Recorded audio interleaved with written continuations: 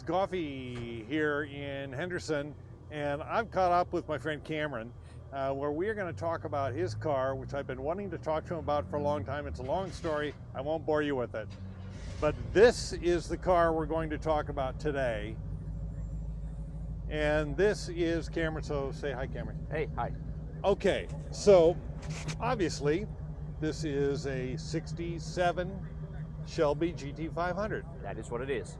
But However, it's not. That's correct. Okay, so tell us the story here. Okay, so there is a company called High Tech Legends that are based in Port Elizabeth in South Africa, and they formed a partnership with Shelby to produce a brand new, all new metal 67 GT500 repro mod. So It's not a resto mod because there's no original metal on this. It hasn't been upgraded. It's a brand new built car, modern suspension. It runs a supercharged Gen 3 Coyote drivetrain, 6-speed, has all of the conveniences inside. So it drives like a modern sports car, but looks like a 67. It's the best of all possible worlds. For me it is, yes.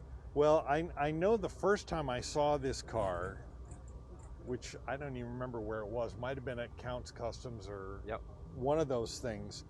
I mean, I love the GT500s no matter what, anyways, any Mustang really from any time.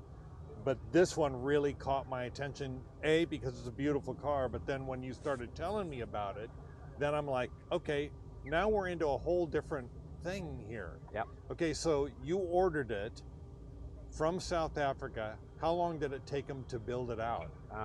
I was fortunate enough to know some of the people involved in the process. That helps.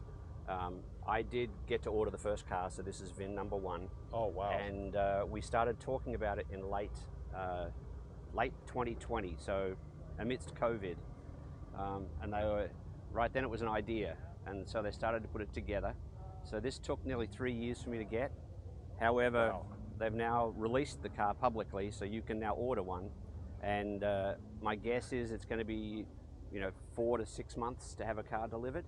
Okay, but there was the second part of that was they build the car there but ship it without a drivetrain. Without the engine and gearbox. So the engine and gearbox is fitted here in the US. Okay, and there's some reason why that is. I would imagine it's more cost effective from an import tariff perspective for them to do it that way. And to build the cars in South Africa with the the cost of labor, it's going to be a little less expensive. Got to be. Yeah. Let's take a look at the interior. Sure. And I have to say, as I've looked at this car a couple of times now, the build quality on this is outstanding.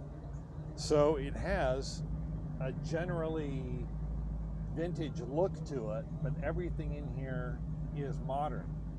Gauges, air conditioning. Yep. And then got a screen over there for lots of stuff. Got the great Carroll Shelby quote right here on the inside of the storage container here on the center console.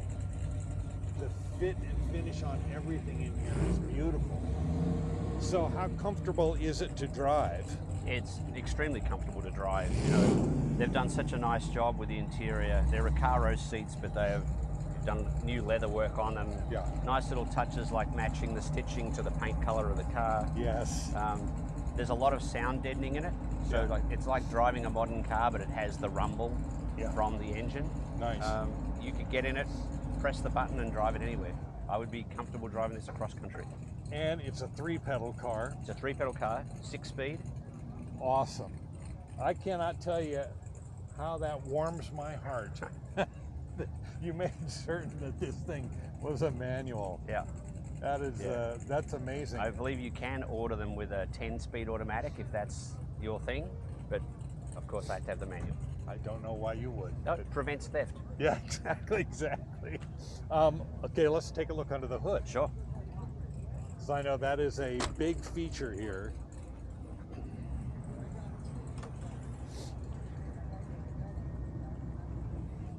Nice hood pins. Okay, now we're talking. Okay, so tell us a little bit more about the motor. So this is a supercharged Gen 3 Coyote. Okay. It's there or thereabouts 740 horsepower. Okay. And that'll get it done. it gets it going. It's being what it is, it's a heavier car, but it certainly gets along. Yeah. You know, pretty modern performance. Yeah. The upgraded suspension and brakes makes it, you know, very safe to drive. Yeah. I had the opportunity to take it out on the track and give it a run, and it's got a ton of top end. It's a lot of fun to drive, but it'll stop, it'll handle. It's a good package. How's the corner? It's a little heavy, as a, you know, it doesn't corner like a modern lightweight sports car, but it's pretty good, you know, for what it is. Certainly better than an original 67. I would think quite a lot better. And again, the fit and finish on things. We got signatures of the builders up here underneath the hood.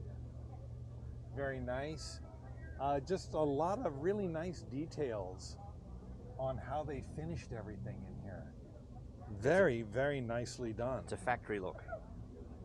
No kidding. It's just every little bit. There's just nothing that I could find that I would do any different than this. Can we see the back end too? Sure. And got the vintage. The 10-spoke Shelbys, yep. Yeah. Oh, that beautiful back end. And I'm assuming the same fit and finish in the trunk space? It is. There is some stuff in the trunk, but I can open it for you. It's like that modern? Yeah. Very nice. Yeah. And there's your stereo gear over there. Yeah. Very nicely finished. Wow, just every part of it. I'm not going to ask you how much it costs because people can look it up on their own. They can. Yeah. So the website is hightechlegends.com. hightechlegends.com. Is this the only car they're building? At the moment, this is the only car they're building. I believe they have plans for another model in the future, but I don't really know what the timing is on that. And they announced the release of this a couple of weeks ago, and they're only going to build 20 of them in 2024. Oh. So I don't know where that allocation is at, but that's the current plan. Yeah. And your general review on the car? It's a great sports car that you can drive every day. You know, I've got almost 2,000 miles on it now. It's been completely trouble-free, and the support. When I first got the car, we were talking about, you know, things like engine idle and performance, and they were able to do remote downloads of new engine maps and update it just like you would a modern supercar. Who did your drivetrain? Who did the drivetrain? Yeah. It's through High Tech Legends. Their US base is in Provo, Utah. Okay, got it. Yeah. Wow. Now let me ask you this, because I know you've got a couple other cars. We've talked about that. You seem to be a bit of a Ford guy. Yeah. That scores points in my book. So means I only have one set of spares. Fits everything. I love it. But the cars that you own, the ones that I know of that you own anyways, requires, I think, a fairly high level of passion for cars to own a thing like this.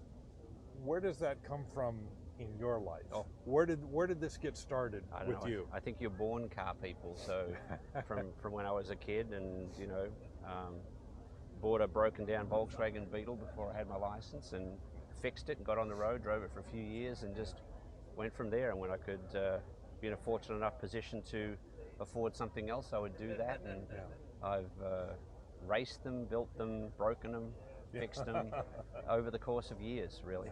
But most of the stuff I have is 60s Ford, so it's pretty simple. You know, there's no computers involved. This is a very different animal. So, no kidding. I don't imagine I'll be rebuilding this anytime soon. Probably won't need to. Right. I like it. You know, for a lot of people, you ask them where the passion comes from, and maybe their dad got them started, or their uncle was a mechanic, or something like that. But I think you're right. Car people are kind of born car people, you know. And I even wanted to be an auto mechanic when I was a kid growing up, you know, because I just loved cars. I don't know why. Yeah, I know. Most of the rest of my family just roll their eyes at me. That's okay. Until they get a ride in your car. Right. And or then when they do. Yeah. Well, I there's not enough superlatives to describe how I feel about this car. I love it to death. Thanks. I think it's awesome and amazing, and I'm thankful that we finally got the opportunity to talk about this and get it on camera properly. So thanks for sharing your car with us. My pleasure. Cameron. Appreciate it. Happy to bore people with it anytime. Thanks, Brian. Not bored at all. All right.